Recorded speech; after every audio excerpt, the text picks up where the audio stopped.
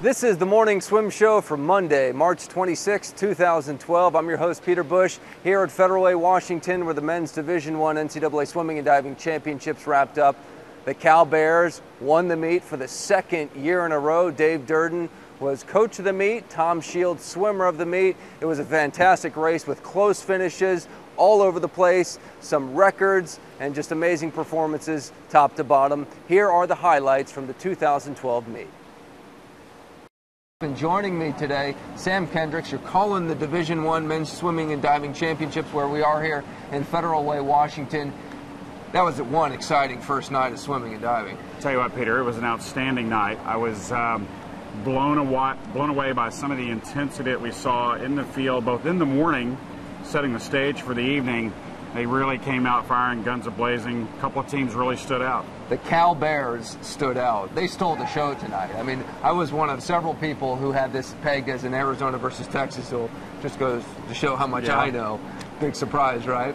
But Cal, they won the opening relay, the 200 free relay, with 3 freshmen and a sophomore. I don't know if that's the first time, but it's got to be close to, if not the first time that's ever happened. Yeah, it was exceptional to watch. Those guys got better every stroke and every swim through the morning. We watched these freshmen and these youngsters, California, grow literally from morning one to night one. And by the time they got to that relay, I think they had a feeling they were going to win on the outside. There was a lot of confidence standing at the blocks. You just figured, losing Nathan Adrian and so many great seniors that they lost last year, that they had no chance at this meet. There's a bunch of underclassmen, but Dave Durden just knows how to get these guys going for this meet. Yeah, there's no doubt about it. Durden and his staff, at least for day one, they got the job done. Very strong performance. What I was impressed by the most was how even they were across all their swims. Yeah. They didn't have many slips. They had a whole lot of gains. They moved up in nearly every ton of gains. A lot of outside lane wins tonight for Cal. Absolutely. It just goes to show you the little things that matter. Auburn had a .44 takeoff on the anchor leg of their 200 freestyle relay. Otherwise, they win that relay. Right. Great top to bottom swims, though. Very close heat. Men's 500, that was a great race. Martin Grotzky, the Georgia junior, he's from Germany, and you know, he's pretty well known in NCAA swimming by now. He was the aggressor. He went out and attacked that race and barely held on at the end. Yeah, I thought he did a great job down the stretch of that race. You had every opportunity to see that gentleman coming up behind him. He put his head down the last 10 yards, focused on what he had to do. He had earned the victory up to that point. But so many times we see guys come from behind to steal it on the last stroke or two. Extremely tough effort down the stretch there. I was pretty impressed with that, but it was a great race all the way around. But we saw a new face in that race tonight, this Christian Quintera. He's new to USC. I think he just joined him at the semester, actually. And boy, that last 100, he made it interesting. Because if you didn't see the race, Grotzky was up by a full body length or more at the 400-yard mark. And he only won by 1/10 of a second. It was a sweet finish. Yeah, you got the feeling that if he'd have had 5 more strokes or even less, that guy was going to get it done. You know, it's interesting to watch that race. And what was interesting also in the team battle was we had a lot of guys who stepped up this morning in the prelims to get into the A final. Didn't get the job done tonight when their teams needed it, but you got to give it to Grotzky. He really got it home.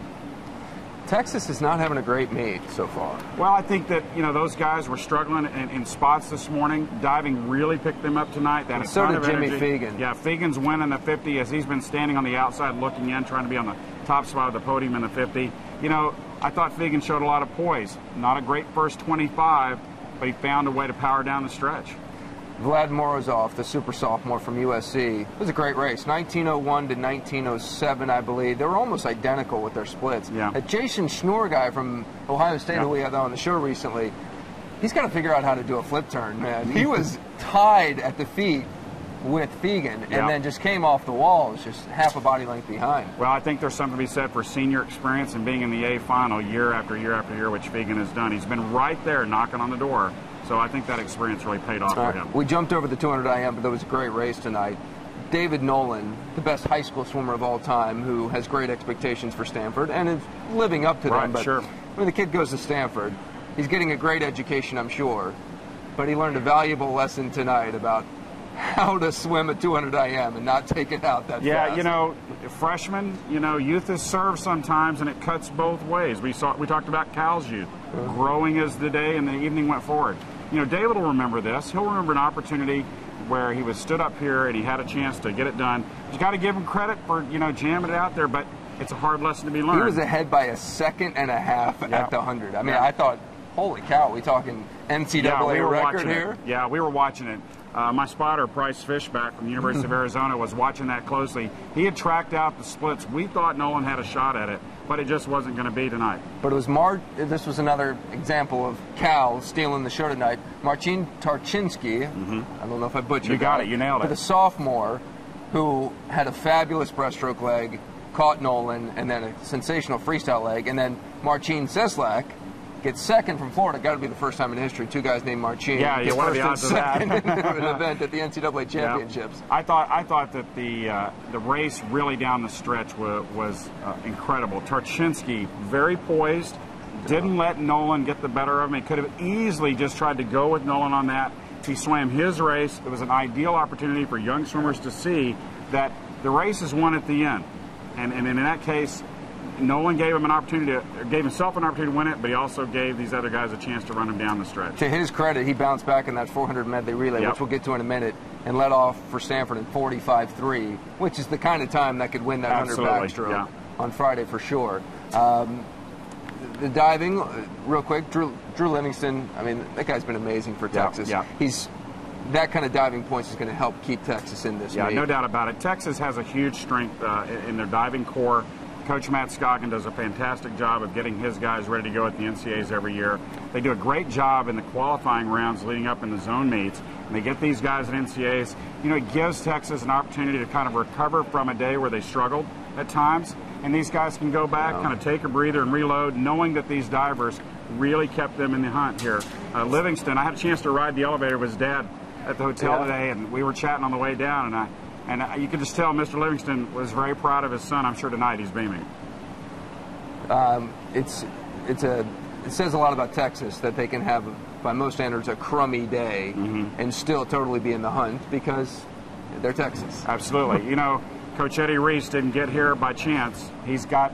Does anybody have more experience besides he and Skip Kinney on the deck? I mean, those two guys know how to recover from a day like this. They know how to recover from a session where maybe things didn't go well. And if I'm the guys from Texas, I'm looking at it and go, you know what? Just take a deep breath. You got 2 great days ahead of you. We've seen Texas rally before.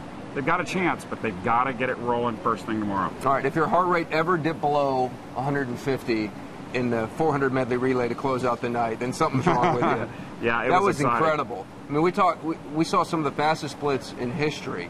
Cal wins thanks to a 43.5 from Tom Shields. The rest of the guys did their job too, including the freshman Messerschmitt, going 41.8 at the end.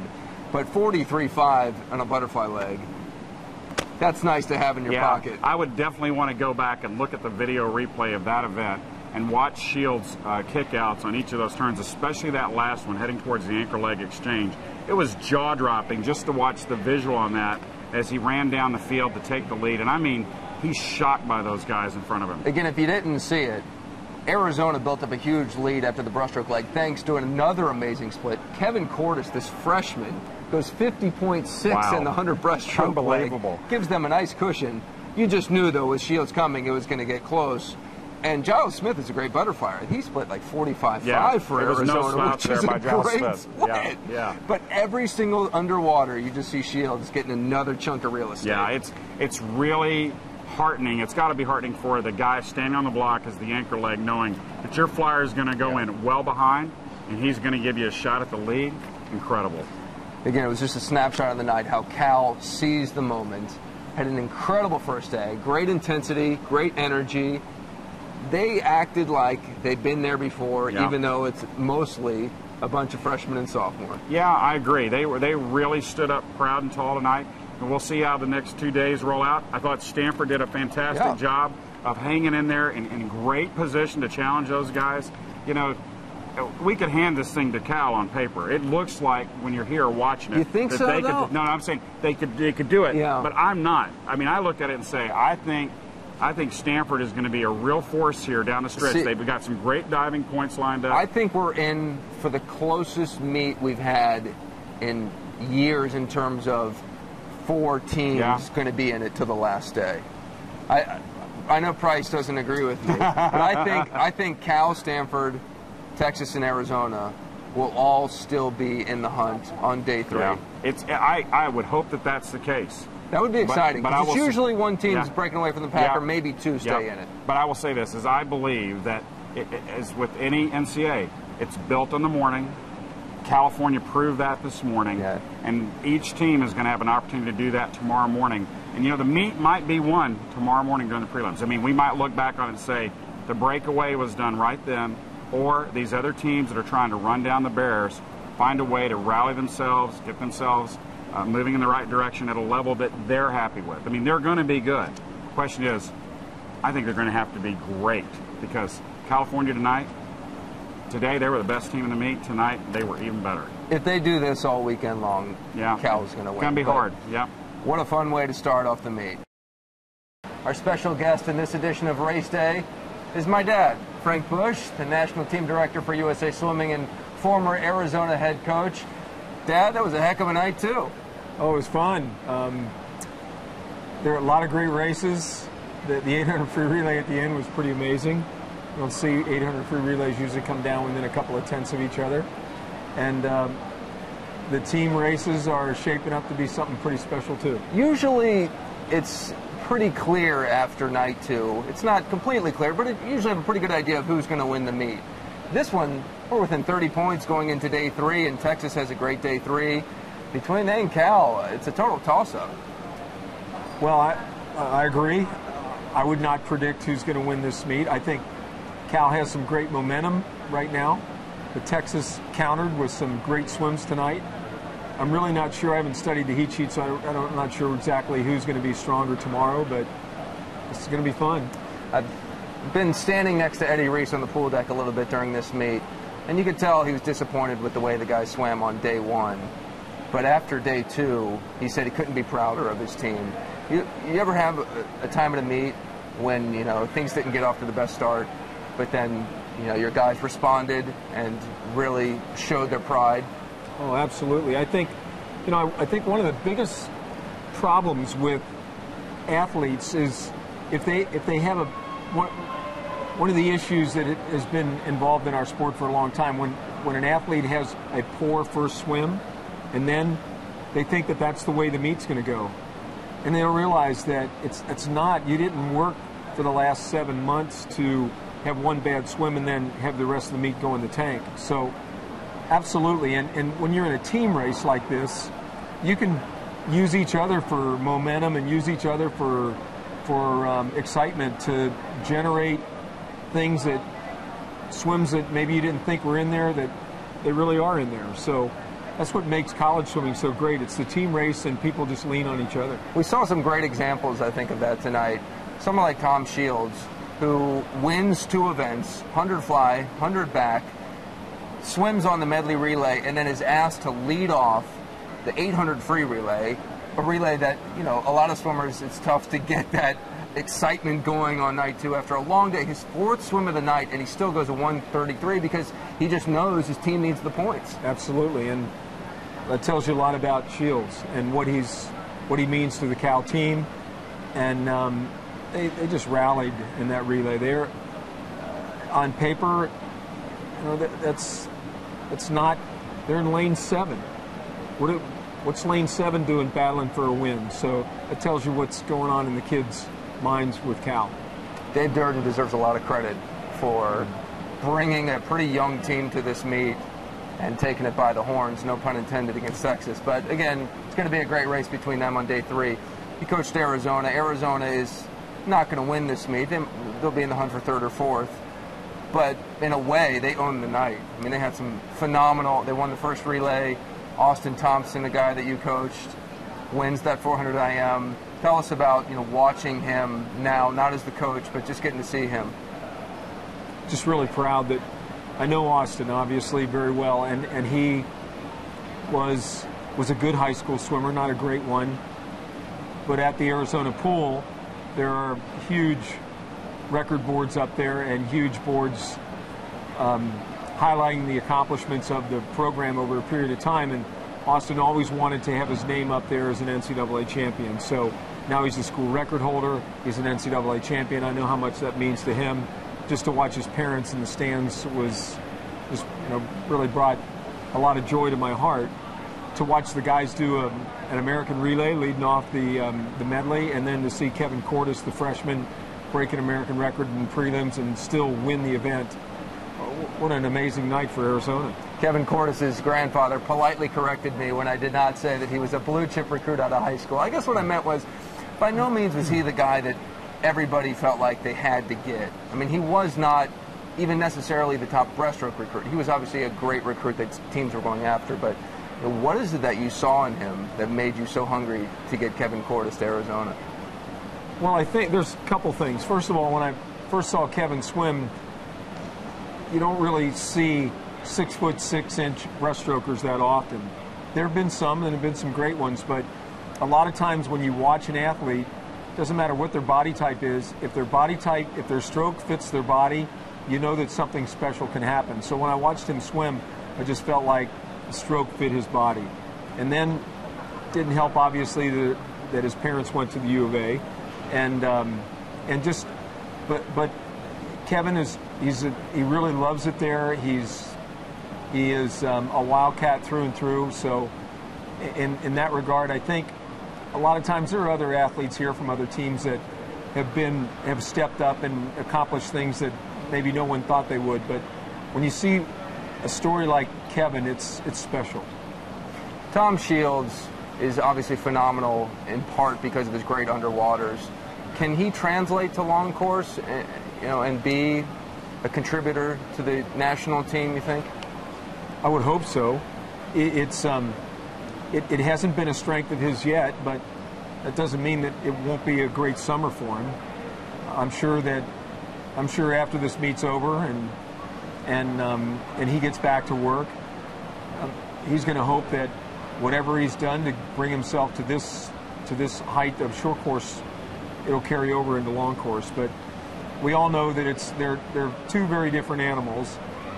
Michael Phelps has proven that underwaters are deadly in a long course pool.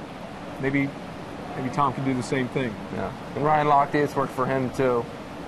Finally, watching this NCAA meet, your big picture focus is the Olympics in this summer, what USA Swimming does.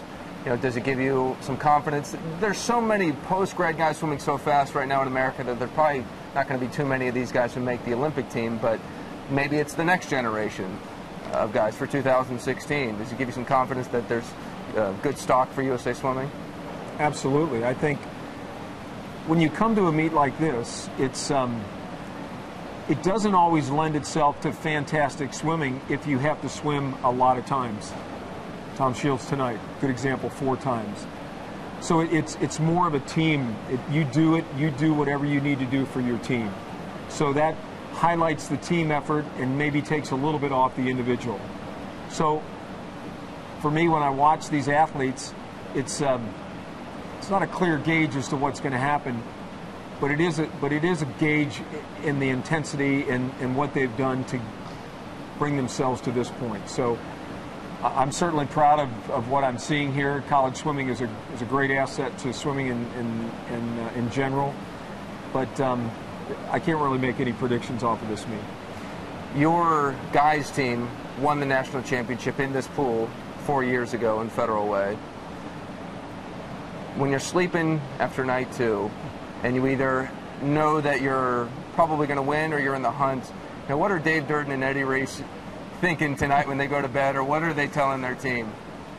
I'm sure both are telling their team that they had a great day today, and they need a great day tomorrow if they want to be the champion. So you don't want to put any pressure on your team. They're already putting enough on themselves. You just want to make sure that you give them the encouragement that, hey, we're in this thing, and it's fun. This is an opportunity, especially for any seniors. This is your last chance. Just whatever you do, come to the pool ready to go.